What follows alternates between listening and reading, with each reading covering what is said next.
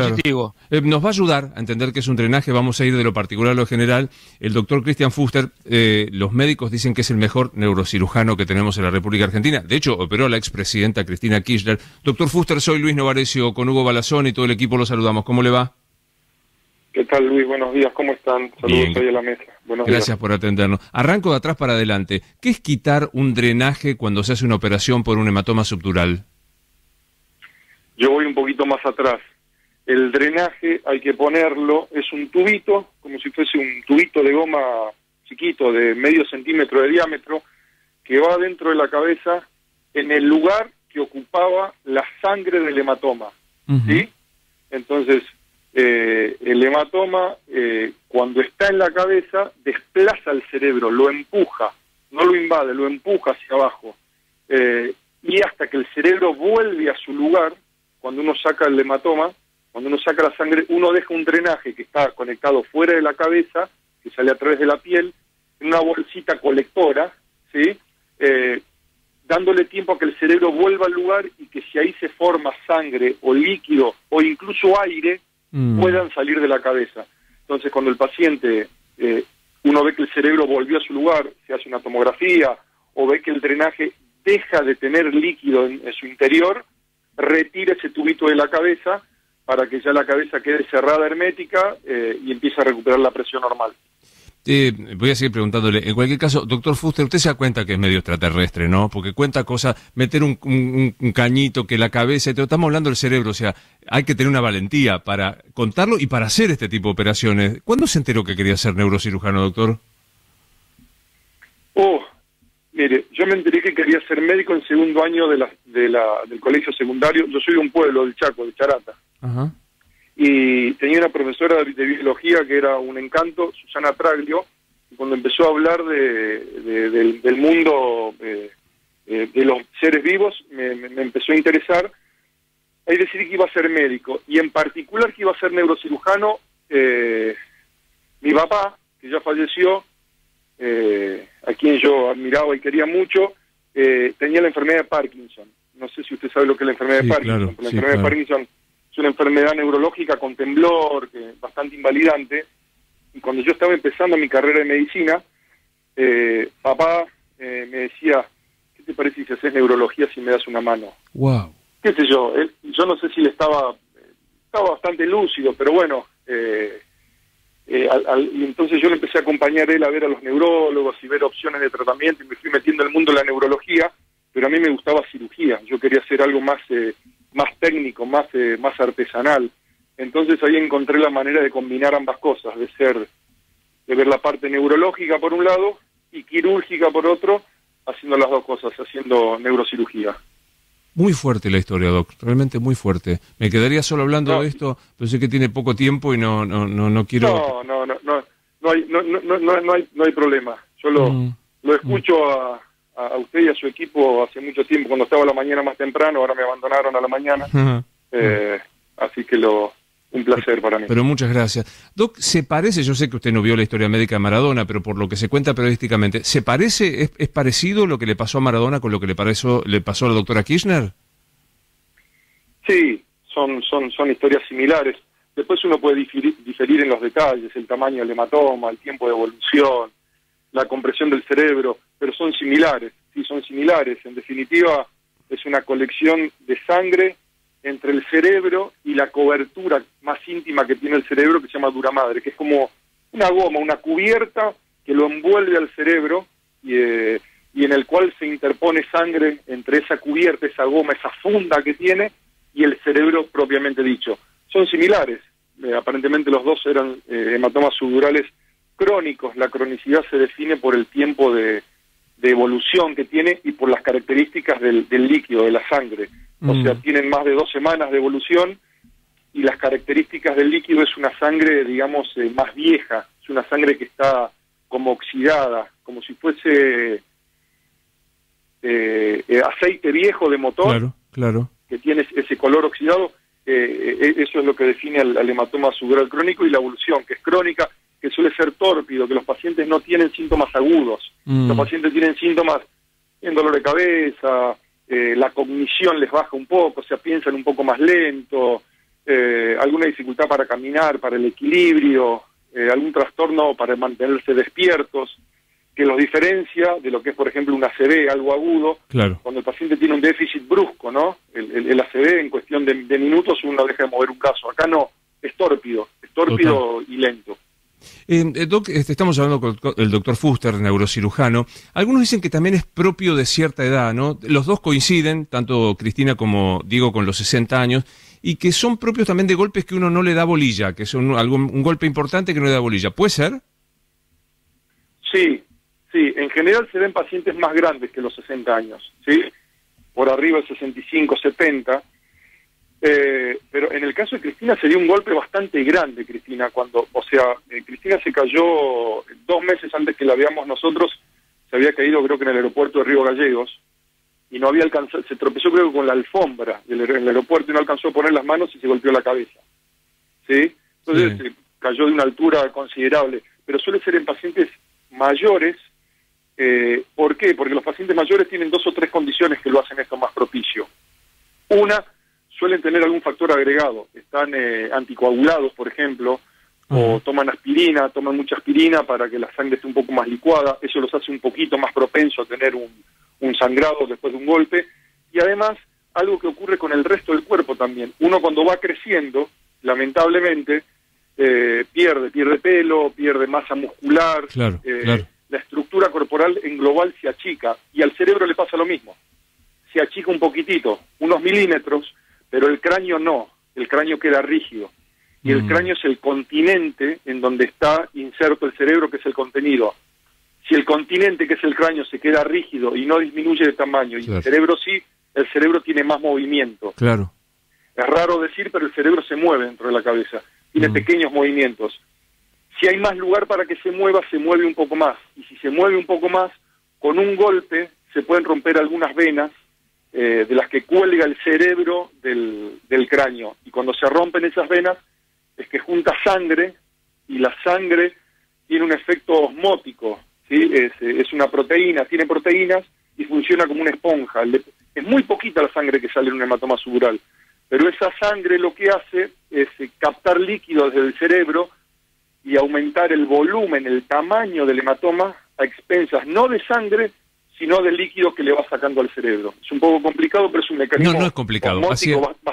bastante simple en química. No es complicado, no sé, yo hacía años que no entendía tan claramente un proceso quirúrgico y un proceso, no sé, biológico, como es el paso del tiempo.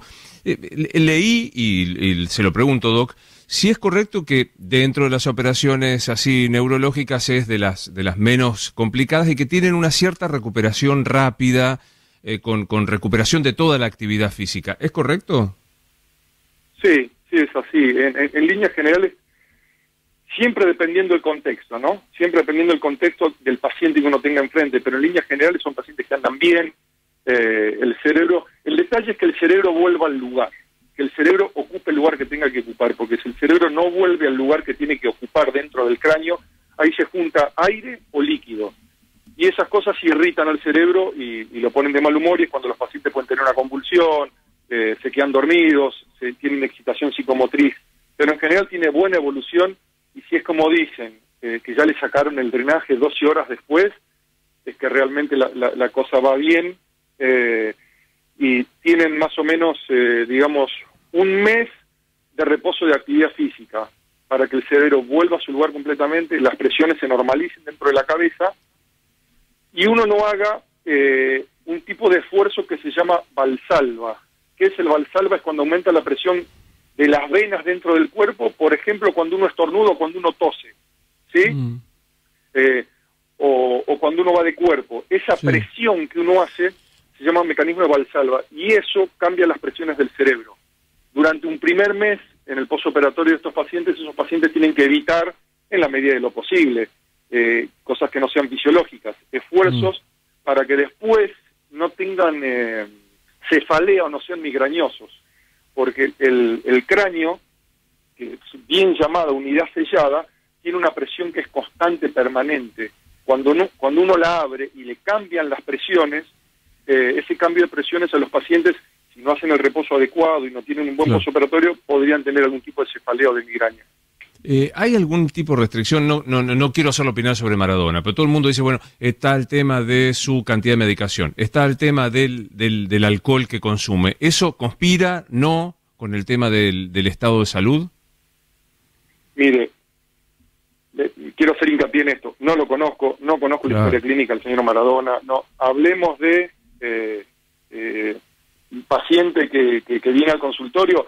Los pacientes que no tienen factores de riesgo, que tienen factores de riesgo agregados como son la hipertensión, la obesidad, la diabetes tipo 1, la diabetes tipo 2, el tabaquismo, el alcoholismo, el sedentarismo, tienen peor evolución que un paciente que no tiene esos factores de riesgo. De hecho, yo le diría que el 60-70% de las enfermedades que sufre la humanidad son enfermedades pasibles de prevención, que no tienen que ver ni con virus ni con cosas locas que no podemos tratar.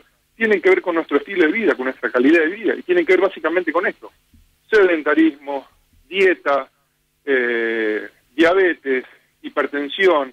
Son todas cosas que se pueden prevenir, pero hacemos mucho foco, mucho foco en el día después, en cómo bajamos de peso, y no hacemos foco en cómo no subimos de peso.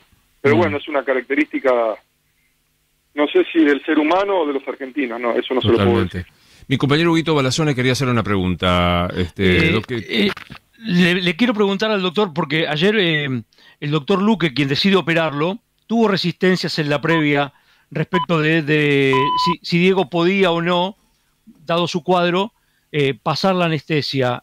¿Hay temores previos en función de las condiciones del paciente que ingresó, recordemos, doctor, para estabilizarse respecto de valores de anemia? Sí. Mira, eso es el contexto, y por supuesto que uno tiene temores, pero ahí uno empieza a jugar una ecuación de riesgo-beneficio, ¿sí? Claro.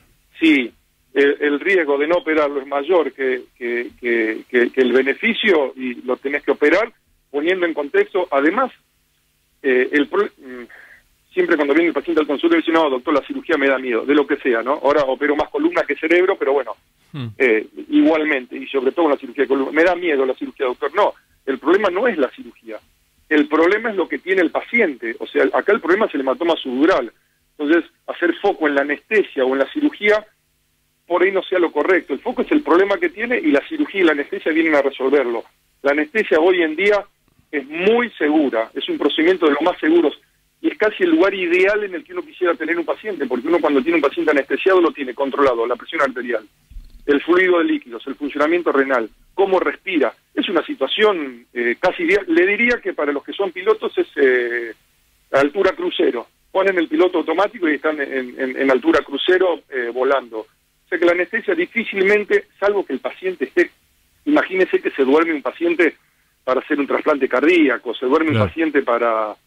Así que la anestesia no es algo que a uno lo pare frente a la cirugía. Tal vez son las diferencias de criterios, y tenemos en estas cosas diferencias de criterios, pero en definitiva el que toma la decisión es el que después pone la mano para pasar el bisturí, que en este caso lo hizo Leopoldo, que es un excelente neurocirujano. La verdad que te voy a tutear porque, ¿puedo preguntarte tu edad? Sí, 47. Ah, pero lo tiró, será de Dios. Todos son más chicos que yo, todo el mundo es más chico que yo. Así que tengo todo el derecho de tutearte. Te quiero agradecer enormemente, Doc, por tu claridad y por la sencillez con que has explicado. Me da una curiosidad más, como neurólogo, nada que ver con esto. ¿El COVID está probado que deje algún tipo de secuela o algún tipo de alteración neurológica? Yo soy muy prudente a la hora del COVID, Luis. Porque nos hemos vuelto expertos, todos sabemos, opinamos. Para que uno demuestre en los pacientes que los pacientes tienen trastornos reales, comprobables, tiene que pasar tiempo, hay que hacer estudios que se llaman randomizados, doble ciego, hay todo un protocolo que hoy es difícil de cumplir.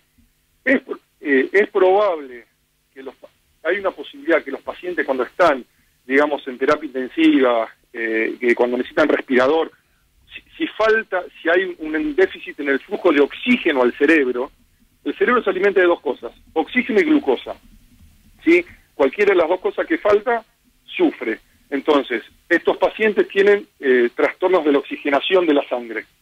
Entonces, podría ser probable que tengan algún trastorno esporádico si es que falta oxígeno o si es que hacen algún tipo de tromboembolismo, que es que aumenta la posibilidad de que alguna arteria, algún vaso del pulmón se tape y eso dificulte la oxigenación del cerebro.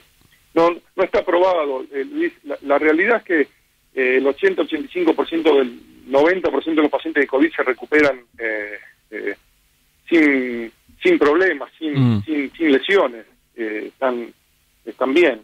Está. Doc, ha sido un placer escucharte, de verdad un fuerte abrazo y me gustó especialmente el recuerdo para tu viejo, porque te transforma. Para mí los neurocirujanos son como seres extraterrestres mejores que todos nosotros, que se le animan a meterse en la cabeza a una persona, y esto te traslada al lugar del plano de la emoción y de la humanidad, así que gracias por haber charlado con nosotros, Doc. Gracias a ustedes, y te voy a dejar una curiosidad para otra vez. Tengo una mejor de por qué hice neurocirugía. Es un poco más, para la próxima. Ah, no, ahora tengo que saber. No, conmigo no, así no. ¿Qué tenés una mejor? ¿Cuál es la mejor? Una vez le escuché decir al doctor Daniel López Rossetti, ¿sí?, que él había perdido un hermano antes de nacer, y cómo lo había condicionado eso en su vida médica, haber nacido después de una muerte en la familia. Y a mí me pasó lo mismo. Yo nací después de un accidente de tránsito, no después que ocurrió el accidente, sino que un accidente de tránsito. Perdí un hermano, yo no había nacido, y tuve un traumatismo de cráneo, ¿sí? En el Chaco, en mi pueblo, no había dónde operarlo. Lo llevaron a Sespeña, lo recibió un neurocirujano y le dijo que había que operarle la cabeza. Bueno, no sobrevivió, y falleció de un evento neuroquirúrgico. Años después, cuando en algún momento, después que operé a Cristina en mi pueblo, en Charata, me dieron un reconocimiento, personalidad destacada. Mi mamá, que es muy cerrada, habla poco, un periodista se le acercó y le puso un micrófono. Y le dijo, bueno, cómo andaba, qué opinaba de su hijo, que yo digo, ¿qué va a decir? Dijo, mi hijo tuvo su primer gesto médico cuando nació, porque me curó. Yo me recuperé de la tristeza y de la depresión que tenía de haber pedido un hijo y de haber perdido un hijo en el contexto que lo perdió. Así que es imposible que hubiera sido otra cosa. Qué loco, ¿eh? Qué loco. Bueno, cuando yo sea grande voy a volver a tener un programa de entrevistas que hacía en A24, en donde iba simplemente a escuchar a los entrevistados, y si no te joroba, te comprometo ya para que te vengas un día y charlemos de esto. ¿Puede ser? Va a ser un placer, Luis. Cuídate. Yo te admiro mucho. No, Genchar, nosotros hacemos Arasa, los que laburan son ustedes. Un fuerte abrazo. Un abrazo grande y muchas gracias. El doctor Christian Fuster es un neurocirujano de la hostia, ¿viste? Cuando vos hablás con los médicos que son así, como somos los periodistas, medio mezquinos a la hora de elogiar a los otros, todo el mundo dice, es el mejor, es el número uno, es un genio, es el que operó Cristina, que yo cuantas cosas más. Y lo llamamos por esto, porque daba la rara coincidencia que Cristina y Maradona tenían lo mismo, casi a la misma edad y aparentemente por el mismo tema, que es por un golpe. Muy impactante.